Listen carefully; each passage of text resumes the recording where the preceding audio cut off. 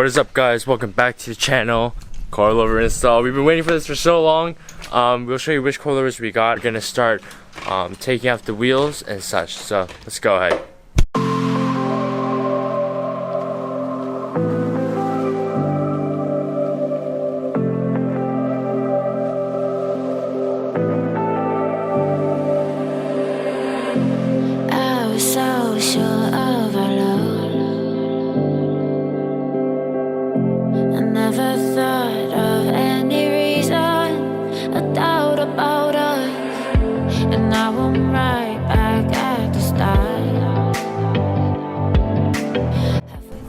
Alright, there's a 12mm bolt that you have to unhook the brake line holder bracket from, so you can remove the shock.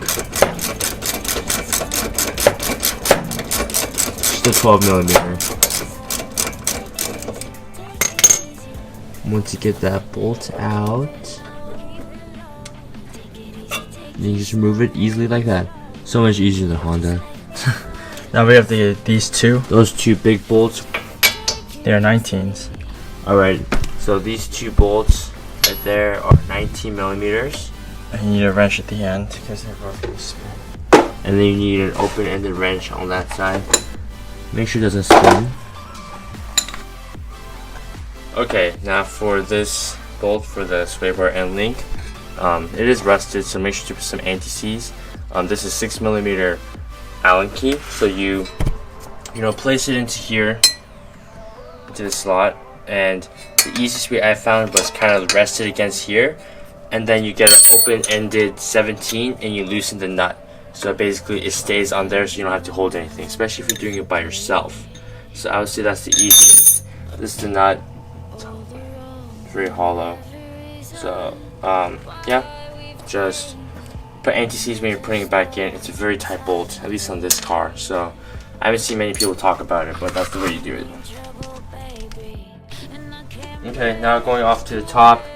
Rubber boot's very easy. Just kind of pull it off. Top bolt that holds everything together. Don't loosen that yet. You don't need to loosen this until you get the actual shock off. If your coilover requires you to put the OEM hat on, you will need a spring compressor, McPherson strut spring compressor, and you need to loosen that bolt.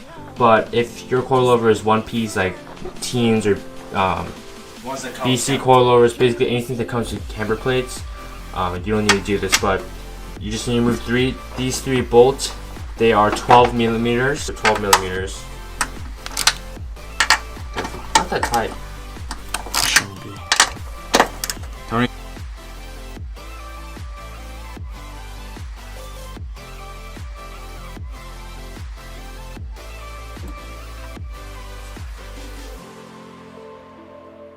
Oh yeah, baby! Alright, so this is spring compressor. You can rent it at your O'Reilly or AutoZone. Basically, you want to do it so it's not in between the perch, so you have a little bit of room, and then you make sure that this kingpin is above the spring so it doesn't come out. Don't try this with vice grips or clamps or anything. Just do it the right way. Don't do it with zip ties either. So just spend a little bit of extra money and do it. Just clamp this part up until you relieve the tension from the top hat. Once you do that, there's a bolt up here that you loosen, and so this thing won't fling into your face. Now, if you don't have this, you're gonna have a nice triangle mark on your face afterwards, and a nice imprint. So I would do this. It basically is gonna hit you in the face. So I would compress it and be safe, and we can go ahead and do this. Alright, now, fortunate for you guys, Scion, Subaru, Toyota, whatever, they put this for the top hat mount, and they have it's a 17mm bolt. You're like, oh yeah, I can just impact that off. You impact it, and then you realize that the shaft starts spinning with it. So you have to have a 6mm Allen wrench, and you put that in. You're like, wait a second, I can't even put an open wrench because it's recessed. So what do? Some people shave off their sockets. Now, lucky for me, we have this 25-year-old flat screwdriver. This thing never bends, and basically it happened to have the right size for this top. We put the Allen key in and we loosened it. Now, you guys might not be fortunate enough, so just buy the tool. I'm sorry, 25 bucks. Yeah, but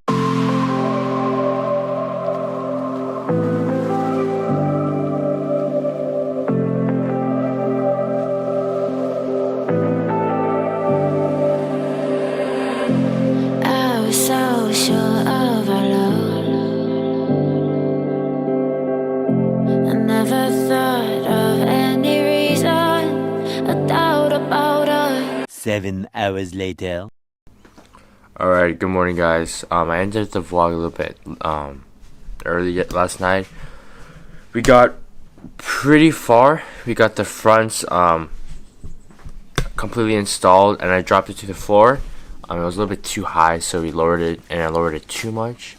But this is like stock wheel cap, and it's in the air, so it actually has pretty good droop. But when it's on the ground, it's pretty stupid low. So we're gonna adjust that, and then we're gonna raise it just a tiny bit. We want like a 2.5 finger gap, so it'll be pretty nice. And in the back, we're just starting the back, so that's what this video is. So if you haven't watched part 1, just watch that. But yeah, we're just gonna need to start on the back, and I'll show you how. Alright, so it's a 17 on the bottom bolt, and this one's only one bolt at the bottom, and then you remove all your trunk liners from the top. But let's start with this. Alright, the end link bolt. Over there, next to the coilover bolt, is a 14mm. Once you do that, this whole part is loose. Now you just need to get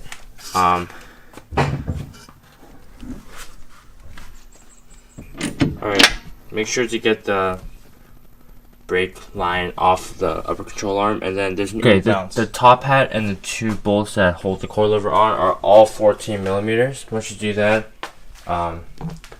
your shock is out. I'm gonna do the same process. That we did in part 1, which was the spring compressor. Pick up your O'Reilly's, and then put on the top hat and everything. So, get the special tool from Toyota. Just go to your local Harbor Freight tool store. Get an offset wrench and an Allen wrench. For the front, you will need a 17mm, one of these, and a 6mm Allen wrench. For the back, you will need a 14mm and a 5mm Allen wrench. So it's the same thing. I'll show you how to do it. So just place this onto here. So just place this onto here, and when you do this, you have someone hold it and you loosen it. So we'll go ahead and take this top hat off. Alright, we are fucking done. We got the back coilovers in. I'm sure you can see that. Boom. You guys can't see anything. You can go from underneath the back. There they are. Sexy. But super nice. Here's the front. You can see it sticking out of there. A little bit of camber. They're adjustable, so you put like 1 to 2 degrees. I'm not sure how much it is. Fitment is perfect. And it's good. I'm so happy. The final reveal will be next video. So peace out. Thanks so much for watching. Look at my hand. Peace out. Thanks so much for watching. I'll see you guys in the next one. Follow him on Instagram, and let your passion drive you.